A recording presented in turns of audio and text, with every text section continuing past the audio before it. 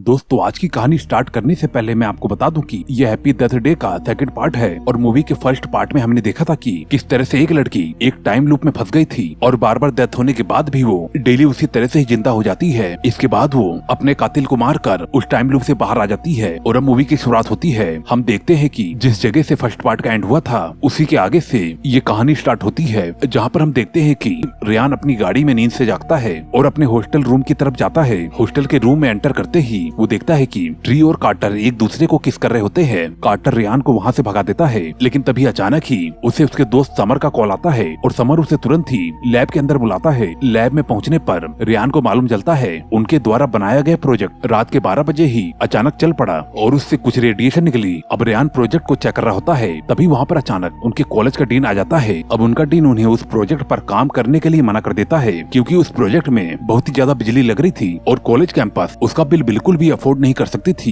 तो फिर वो उन्हें उस प्रोजेक्ट पर आगे काम करने से बिल्कुल मना कर देते हैं। रेयान इस बात से काफी ज्यादा नाराज होता है। अब इसके बाद रेयान एक सोफे पर बैठ जाता है। वो अपने फोन को चेक करता है तो वो देखता है कि उसके फोन पर किसी ने उसके करंट टाइम की इमेज भेजी है। ये देखकर वो काफी ज्यादा शॉक हो जाता है और उसे ढूंढने के लिए बाहर जाता है और उसे ढूंढते ढूंढते एक लैब के अंदर पहुंचता है, जहाँ पर कि उसे उसका फ्रेंड समर मिलता है। रेयान को लगता है कि समर ही उसकी फोटो को खींचकर भेज रहा था और तभी हम देखते हैं कि पीछे से एक किलर आता है जो कि रेयान को चाकू से मार देता है। अब हम दोबारा से देखते हैं कि रेयान उसी तरह से एक शॉकिंग तरीके से कार में जगता है। उसे लगता है कि ये एक सपना है। अब जब वो वहाँ से निकलकर कॉलेज की तरफ जाता है तो उसके साथ सेम चीज हो रही थी जो कि उसके मरने से पहले हुआ था। अब ये सभी कुछ देखकर वो काफी ज्यादा परेशान हो जाता है और फिर वो ट्री और कार्टर को अपनी सारी बात बताता है। ट्री इस बात से काफी ज्यादा हैरान हो जाती है और उसे मालूम चल जाता है कि अब रेयान भी एक टाइम लूप में फंस चुका है जिसमें कि वो पहले फंसी थी और वो रेयान को बताती है कि इस लूप से निकलने का सिर्फ एक ही रास्ता है, उसे उस किलर को मारना होगा जो कि रेयान को मारना चाहता है।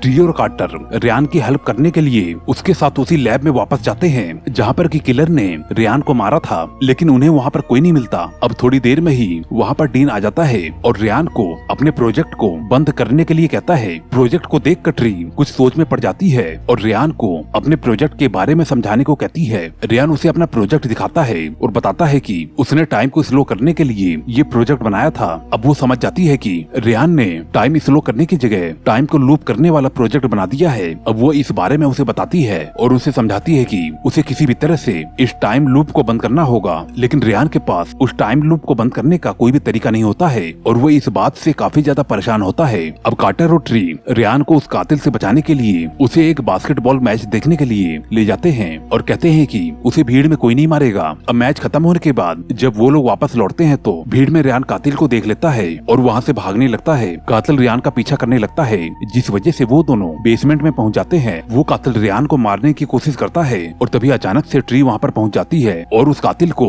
मारकर बेहोश कर देती है। अब बेहोश होने के बाद ट्री उसके मास्क को हटाती है और वो तीनों देखकर शॉक हो जाते हैं कि वो कातिल कोई और नहीं बल्कि रेयान खुद ही था, यानी कि दूसरे डायमेंशन से आया हुआ उसका हमशक्ल। अब किलर के होश में आने के बाद वो उन्हें बताता है कि वो किलर रेयान एक दूसरे डायमेंशन से आया हुआ था और वो इस डायमेंशन के रेयान को मारना चाहता था क्योंकि वो इस लूप होल से दूसरे डायमेंशन में एक बटरफ्लाई इफेक्ट जनरेट कर रहा था। लेकिन अभी ये बात प्रेजेंट टाइम के रेयान को बिल्कुल भी पसंद नहीं आती और फिर वो उस रेयान को वापस से अपने डायमेंशन में भेजने के लिए उस मशीन को ऑन कर देता है और तभी वहाँ पर अचानक दो सिक्योरिटी गार्ड के साथ वहाँ पर आ जाता है और अपने गार्ड्स को उस मशीन को बंद करने के लिए कहता है। अब गार्ड उस मशीन को बंद करने ही जाते हैं और तभी अचानक ही उस मशीन से कुछ रेडिएशन निकलती है और वहाँ पर टाइम स्लो हो जाता है और सभी लोग हवा में तैर कर गिरने लगते हैं। अब इसी के साथ ही सीन शिफ्ट हो जाता है और अब हम देखते हैं कि ट्रेन दोबारा से कार्टर के रूम में उठती है जैसा कि उसके साथ इस मूवी के फर्स्ट पार्ट में हो रहा था और वो देखती है कि फिर से वो उस टाइम लूप में फंस चुकी है जैसे कि वो पहले फंसी थी। इस बात से वो काफी ज्यादा नाराज होती है और तुरंत रेयान को बुलाकर उसे बहुत ही ज्यादा डांटती है और खुद को वापस से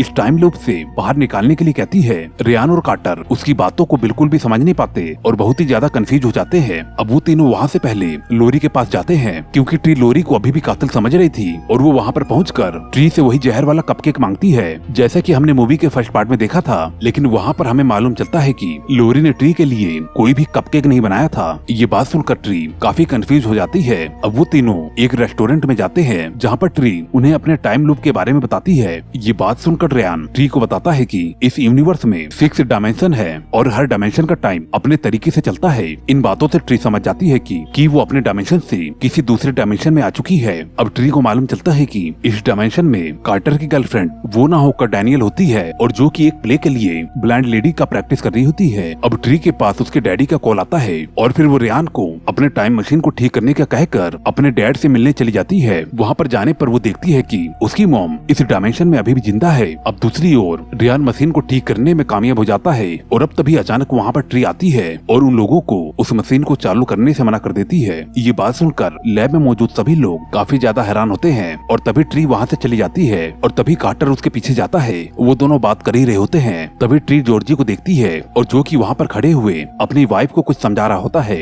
अब घर पे पहुँचते ही ट्री अपने फोन को चेक करती है और फिर वो अपने फोन में कुछ फोटोज और वीडियो को देखती है और जिसके बारे में उसे कुछ भी मालूम नहीं था। अब थोड़ी देर बाद वो न्यूज पर देखती है कि उस डायमेंशन में वो किलर जिसने की ट्री को मारने की कोशिश की थी वो अभी भी जिंदा है। अब उस किलर को रोकने के लिए ट्री हॉस्पिटल में जाती है और वहाँ पर एक कुल्हाड़ी लेकर उस किलर को मारने के लिए उसे ढूंढती है, लेकिन तभी उस कुल्हाड़ी के साथ उसे वो पुलिस ऑफिसर पकड़ लेता है और फिर उसे अरेस्ट करके वहाँ से ले जाने लगता है। अब रास्ते में ट्री पुलिस ऑफिसर को सब कुछ समझाने की कोशिश करती है, लेकिन वो उसकी एक नहीं सुनता। लेकिन तभी रास्ते में अचानक किलर उस पुलिस ऑफिसर पर अटैक कर देता है और उस पुलिस ऑफिसर को बहुत ही बेरहमी से मार देता है और अब वो ट्री को मारने के लिए आगे बढ़ता है और तभी ट्री भागते हुए एक लिफ्ट के पास पहुंच जाती है। अब ट्री को लगता है कि मास्क के पीछे कोई और नहीं बल्कि लोरी है और तभी लिफ्ट में से लोरी बाहर निकलती है और ट्री को बचाते हुए वापस लिफ्ट में ले जाती है, जिसे देखकर ट्री काफी ज्यादा हैरान होती है और उसे मालूम चलता है कि मास्क के पीछे छिपा चेहरा लोरी का नहीं बल्कि किसी और का है। अब वो दोनों वहाँ से एक रूम में जाते हैं, तभी अचानक ही वो किलर वहाँ पर आ जाता है और लोरी को चाकू मार देता है। अब ट्री वहाँ से भागते हुए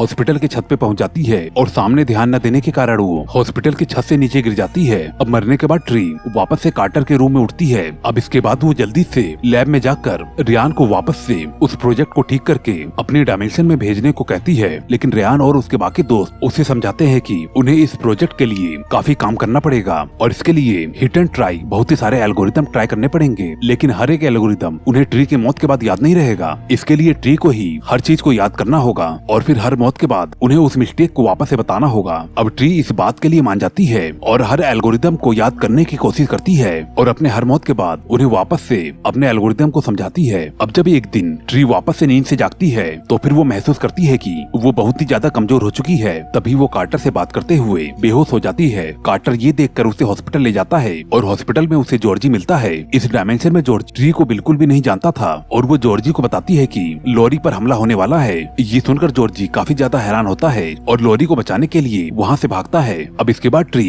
पुलिस ऑफिसर पर हमला करके उसकी गन ले लेती है और लोरी को बचाने के लिए वहाँ से निकल जाती है। अब थोड़ी आगे जाने के बाद वो देखती है कि वो किलर लोरी के ऊपर हमला करने वाला होता है और तभी वो गन से उस किलर को शूट कर देती है और जब वो मास्क हटाती है तो वो देखती है कि वो किलर कोई और नहीं बल्कि सीरियल किलर जॉन होता है और तभी अचानक ही वहाँ पर दूसरा किलर आ जाता है और ट्री के ऊपर हमला करने लगता है और तभी ट्री को गुस्सा आ जाता है और गुस्से में वो अपने बचाव के लिए एक गैस सिलेंडर पर गोली मार देती है और वो दोनों ही ब्लास्ट में मारे जाते हैं। अब अगले सीन में दोबारा से ट्री कार्टर के रूम में जागती है और अपने फ्रेंड्स को मशीन के एल्गोरिथम को समझाती है। इस बार रियान गलती को पकड़ लेता है और मशीन को वापस से सही से सेटअप कर देता है और स्टार्ट करने की कोशिश करता है। अब स्टार्ट करने से पहले रियान ट्री से पूछता है कि तुम किस डायमेंशन में रहना पसंद करोगी, तो फिर ट्री बोलती है कि वो इसी डायमेंशन में रहना पसंद करेगी। अब रियान मशीन को स्टार्ट करने की कोशिश करता है लेकिन किसी वायरस की वजह से मशीन स्टार्ट नहीं होती है। तो फिर रियान कहता है कि उसे सभी कोड्स को मैनुअली एडिट करना पड़ेगा और इसके लिए उसे 6 से 7 घंटे लग सकते हैं। इस बात को सुनकर ट्री काफी ज्यादा परेशान हो जाती है और तुरंत ही वहाँ से चली जाती है। अब कार्टर उसे समझाने की कोशिश करता है और हॉस्पिटल में फंसे हुए लोगों की मदद करने के लिए कहता है। ट्री ये बार बार कर चुकी थी, इस वजह से उसे ये सब करने में बिल्कुल भी इंटरेस्ट नहीं होता है और वो अपने मॉम और डैड से मिलने चली जाती है।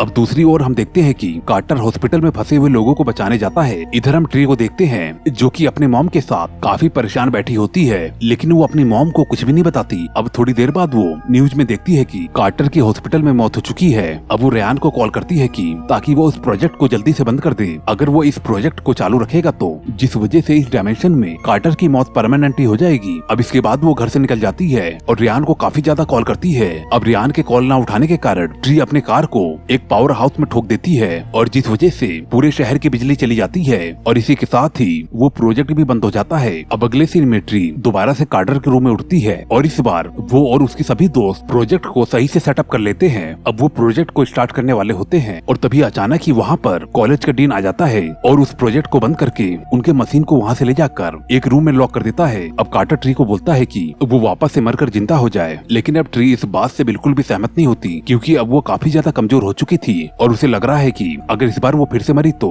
शायद वो दोबारा उठे ही ना। अब ट्री कहती है कि वो उस प्रोजेक्ट को डीन से चुराएंगे। अब वो डैनियल को कॉल करके ब्लैकमेल करती है और डैनियल को डीन के पास जाने के लिए कहती है। डैनियल एक ब्लाइंड लेडी का रोल प्ले करते हुए डीन के पास पहुंचती है और डीन के पास से की को उठाकर उनको दे देती है और फिर वो लोग जल्दी से प्रोजेक्ट को वापस से ले आते हैं और जल्दी से चालू करने लगते हैं। रियान को प्रोजेक्ट चालू करने में थोड़ा टाइम लगता है। ये देखकर ट्री हॉस्पिटल में लोरी को बचाने के लिए निकल जाती है और वो हॉस्पिटल में पहुंचकर लोरी को बचाने में कामयाब हो जाती है। और तभी अचानक ही वहाँ पर दूसरा किलर भी आ जाता है। वो किलर अपने मास्क को हटाता है और वो रिवील करता है कि वो जॉर्जी है। जॉर्जी लोरी को इस वजह से मारना चाहता था क्योंकि उनकी वाइफ को उनके अफेयर के बारे में सब कुछ मालूम चल गया था। अब थोड़ी देर में उसकी वाइफ भी वहाँ पर पहुँच जाती है और लोरी को गोली मार देती है। इस वजह से लोरी घायल हो जाती है और तभी जॉर्जी भी ट्री के ऊपर अटैक कर देता है और फिर वो उसे जमीन पर गिरा देता है। अब जॉर्जी की वाइफ ट्री को मारने के लिए उसे गन देती है, लेकिन जॉर्जी अपने वाइफ को ही शूट कर देता है क्योंकि वो उसे बिल्कुल भी पसंद नहीं करता था। और अब इसके बाद वो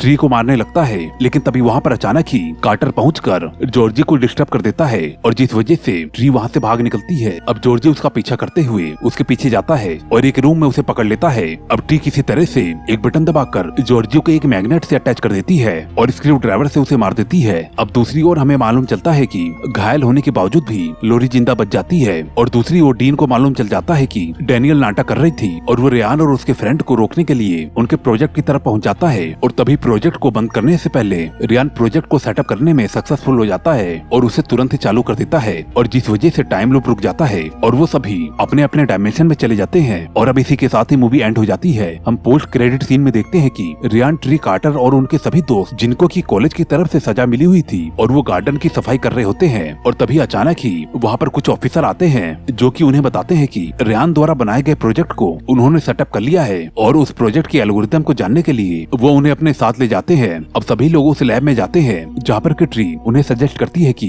उन्हें एज ऑब्जेक्ट डैनियल को ट्राई करना चाहिए। इसी के साथ हम डैनियल को चिल्लाते हुए देखते हैं और मूवी यहीं पर ही एंड हो जाती है। दोस्तों, आपको ये कहानी कैसी लगी हमें कमेंट करके जरूर बताएं और दोस्तों जाते जाते चैनल को जरूर सब्सक्राइब कर लेना। मैं मिलता हूँ आपको अगली वीडियो में। Okay, bye.